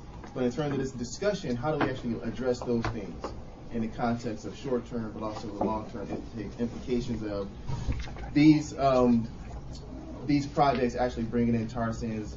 There's a project potentially bringing coal in by rail to the port. So all these different types of things, these are regional impacts, and we really want to see this body support us, the community, and really providing the rulemaking, the policy making under your tool belt to help the communities which doesn't have the time to be here at all the meetings to support this effort. But within that spirit of moving forward, we really are excited that this resolution actually is strong enough, but we also want to kind of echo the piece that we need to put something here about disadvantaged communities. We already kind of know that. How can we actually add something in the resolution that kind of reflect that? In the state, when we're working on SB 535, the cap and trade benefits and the monies from that, there's already earmarked 25%. What does that look like from a regional standpoint in terms of ensuring that the care communities actually have some priority or some kind of focus where we already have, there's a history of that work around air quality and public health, which I think is reflected from a lot of the board members. So I just want to just really applaud the leadership thus far. And actually, this is probably the best committee meeting I've been at, where I heard board members speaking. I was shaking my head like, yes, great job. So really keep up the good work. Thank you. Thank you. Okay, I don't have any cards from anyone else in the room right now. I have cards from people in the overflow room, Jed Holtzman and Bill Pinkham. Okay. Hi there. I want to thank the staff for preparing this resolution, thank the directors for this conversation. I will echo Mr. Mollay's comments that Directors Zane, Ross, and Adams and Calra's comments about this issue really heartened me, and echo Janet that I feel lucky to live in the Bay Area and be able to attend a public meeting like this one. I just want to make clear that to meet our climate goals under AB 32 and under kind of our all of the resolutions that all of our individual jurisdictions have passed related to the 2-degree Celsius climate threshold, we need very, very robust action, and we need it yesterday. When the UN set the goals of X% by 2020 and X% by 2050, those were on the conservative end of what was known at that time. When California set targets for AB 32 based on those, they were on the conservative end of that. And as we think about implementing that, we cannot continue to lower the bar If anything, as the new data rolls in every year, the bar gets higher and higher. To meet our 2-degree target and stay below that, we need more reductions by 2020 than the AB 32 goal, and we need probably greater than 80% reductions by 2050. In any case, this is somewhat unclear, and it would be great to do more than the bare minimum to have a chance of survival according to science, like we would in any other sphere of our life. We would try to do more than just the bare minimum. So I would strongly urge the strongest resolution be passed today as possible. And I think that we've heard some of the directors voice that as well. The co-benefits of reducing greenhouse gas emissions, I'm really glad that was brought up. This will lower emissions of other air pollutants, and this is really your bread and butter. Given the years since the Supreme Court ruling determining that CO2 is in fact an air pollutant, and with all of the work going into AB 32 planning all over the state and in this region, getting our regional show on the road is probably even a bit overdue. There are even glimmers that something is likely to come out of the next UN climate conference. And if that is not a sign that we have waited too long to act locally, I don't know what is. Decades later, they might actually pass something. To say by 2050 is also a little bit inaccurate because there's a serious discount rate of these emissions. So if we wait until 2048 and then make all the emissions, that's probably not actually going to cut it. We need to start making the emissions sooner and get them on board sooner, since so much is already baked into the atmosphere. So again, I want to say the stronger that we can make it and the sooner that we can get online, the greater this increases our probability of getting the outcome that we want. And lastly, I just want to say Director Adams' comment about the public outreach. I think that citizens and agencies like your own, jurisdictions all over the country are waiting for a model, and you could provide this model. Thank you very much. Thank you very much.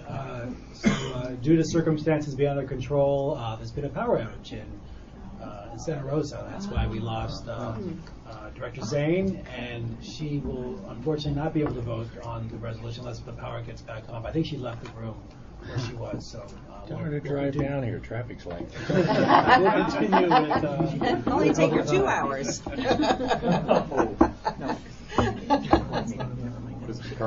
is the carbon value of $1? Depends on what kind of car you're driving. Good morning. I'm Bill Pinkham. I'm also on the steering committee of 350 Bay Area, but also the board of directors of the East Bay Bicycle Coalition, and I'm a member of the strategy committee of what is now called the Sunflower Alliance, which is a diverse group of environmental organizations that came out of the protest at Chevron on August 3rd.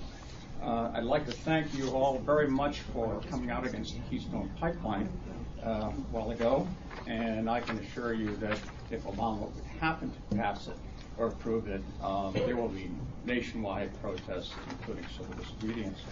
The problem is that the refineries have a backup plan, and it's a sneaky one, and that's bringing in the crude by rail and ship them, mainly rail.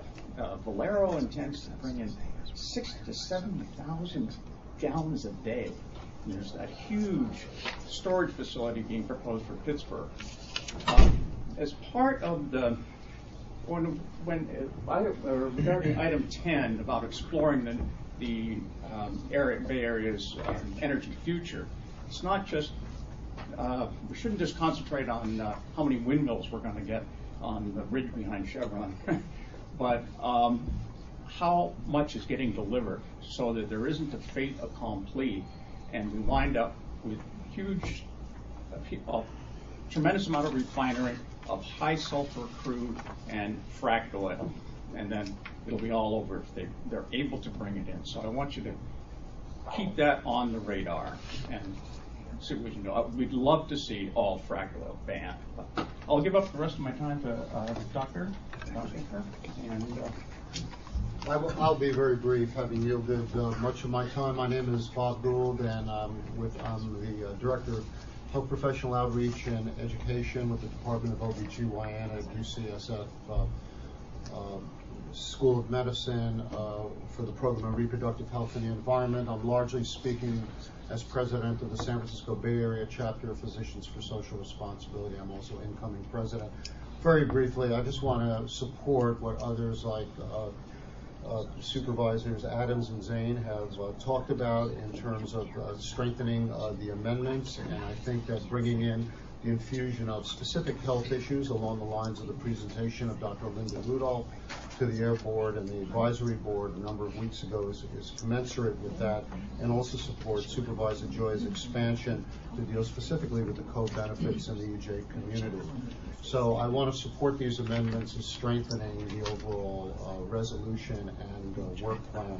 The only other thing I would just like to add that other people have not talked about is that in both points 4 and points 8, this is a sort of separate issue in regarding to developing a regional climate action strategy and launching the Public Health Impacts Initiative. Certainly we should be involving air quality and public health experts on this, but I would also point out, I'm not offering this as a specific amendment, but something to think about.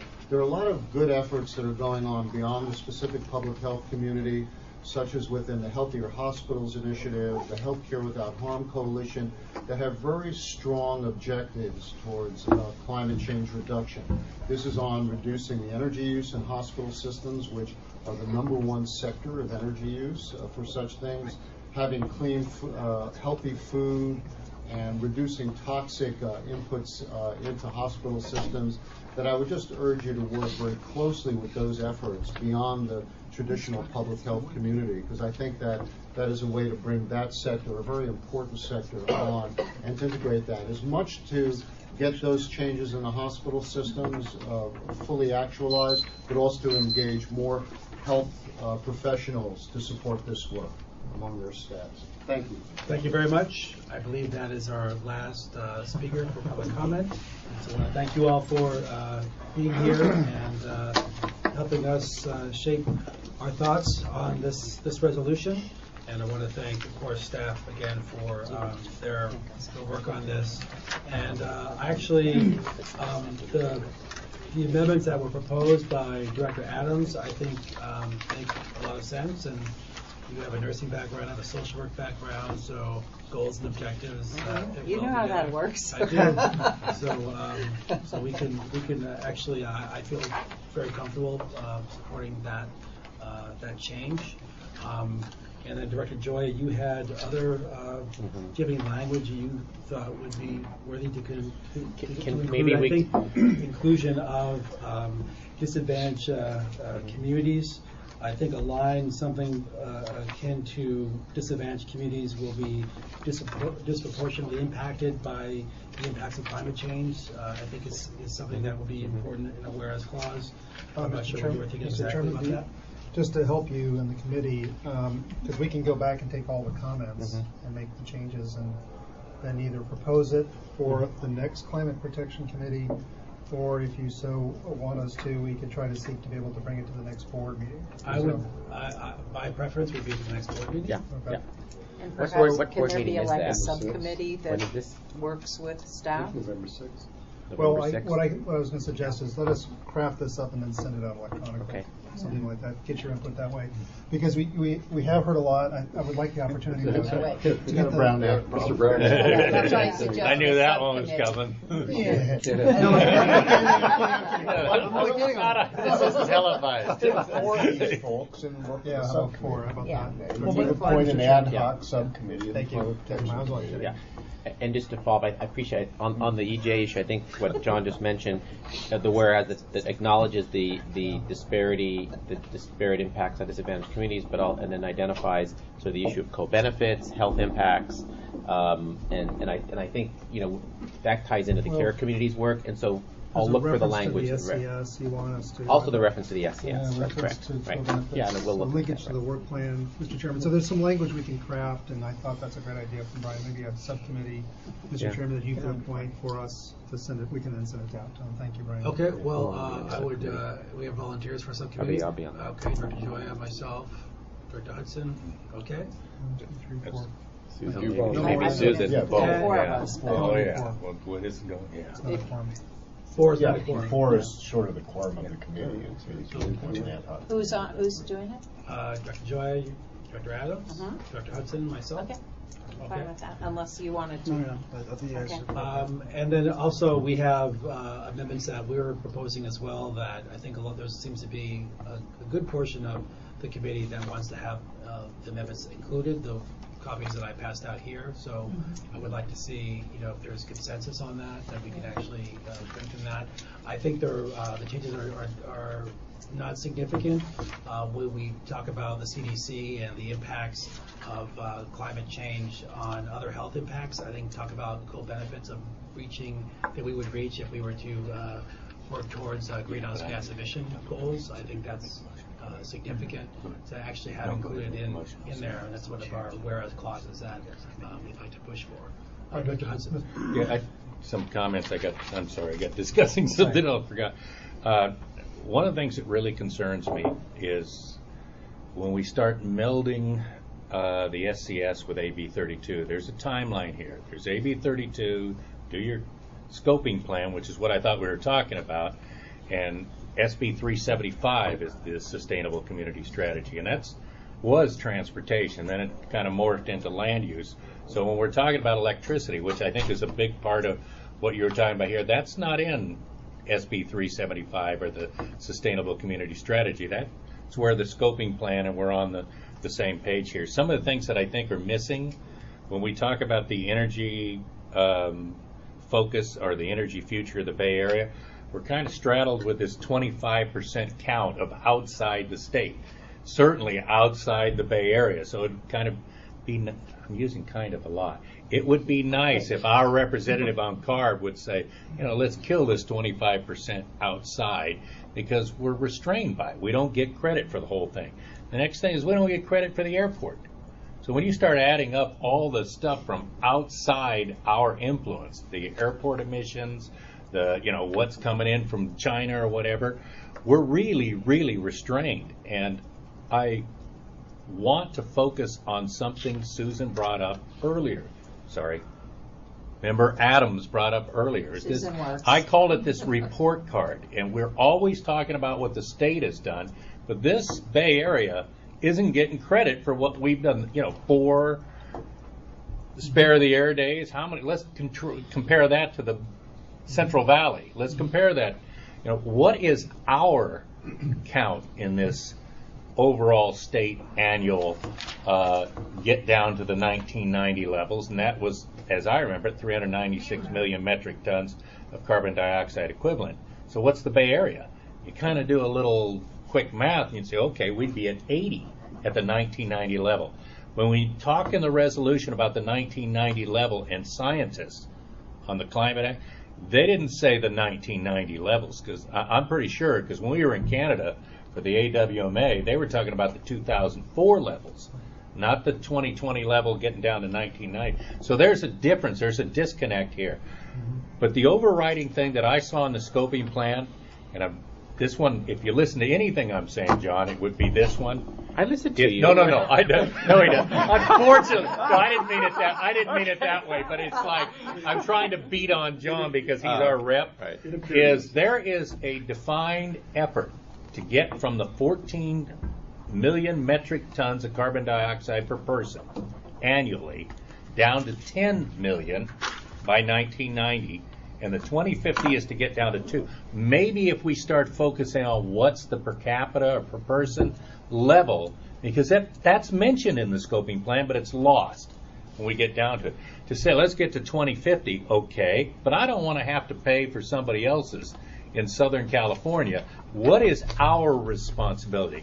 And that's what I'm looking for in this report card, and why I kind of draw the line. I'm a little different than others.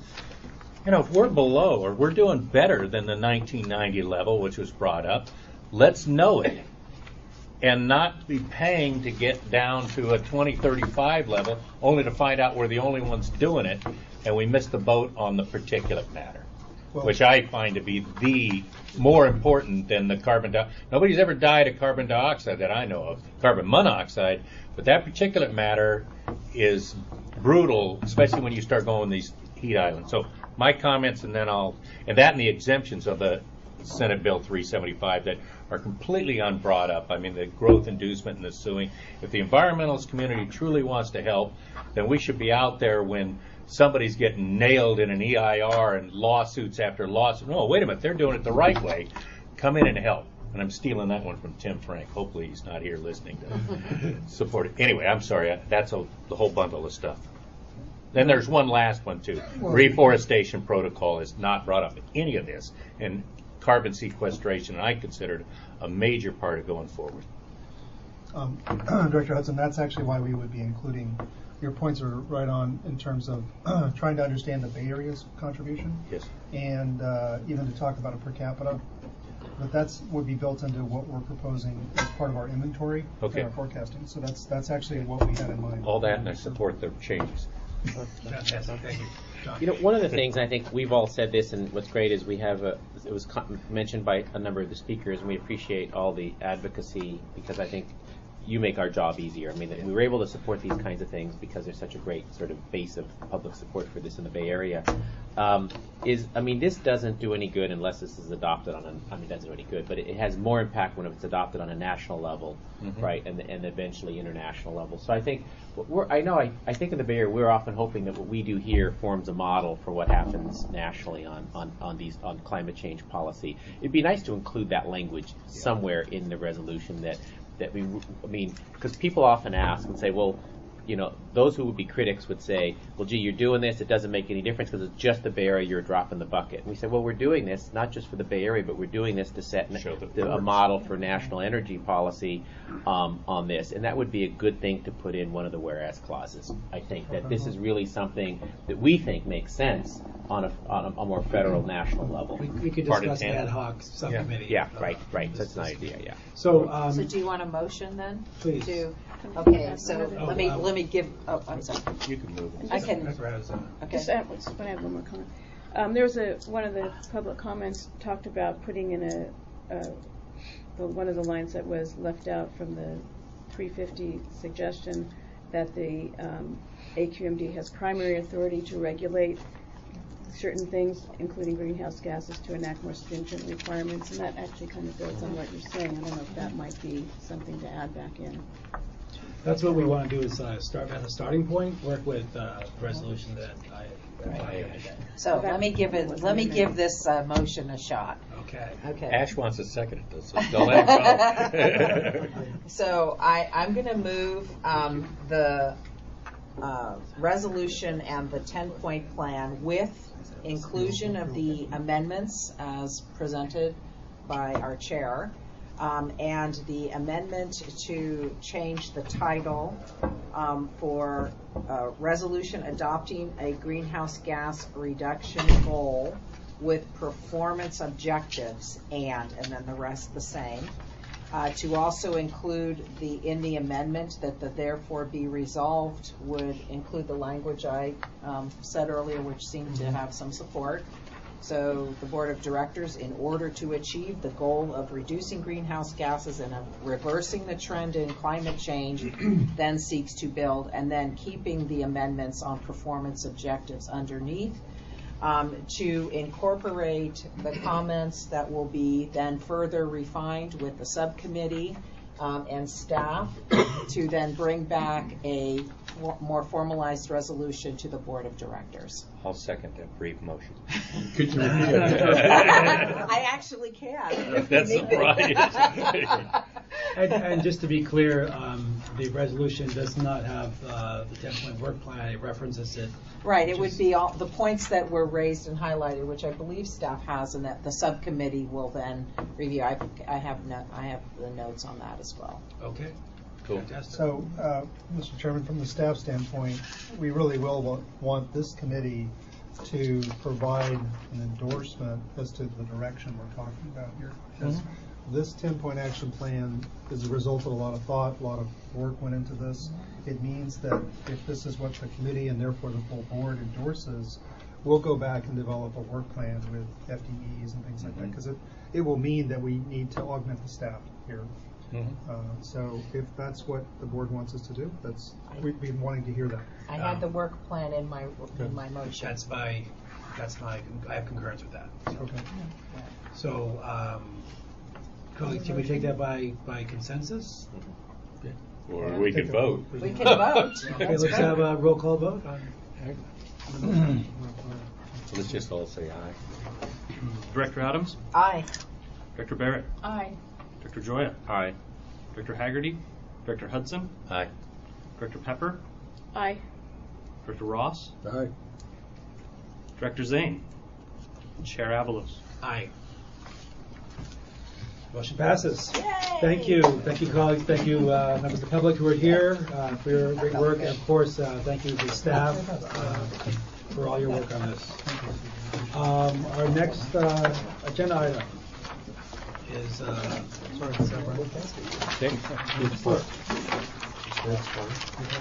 6. Committee member comments. Flying along there.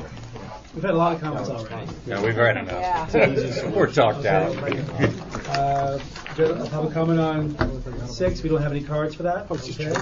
Time and place of next meeting, Thursday, November 21st. Just before Thanksgiving Just before week, Thanksgiving. And with that, we are adjourned. All right.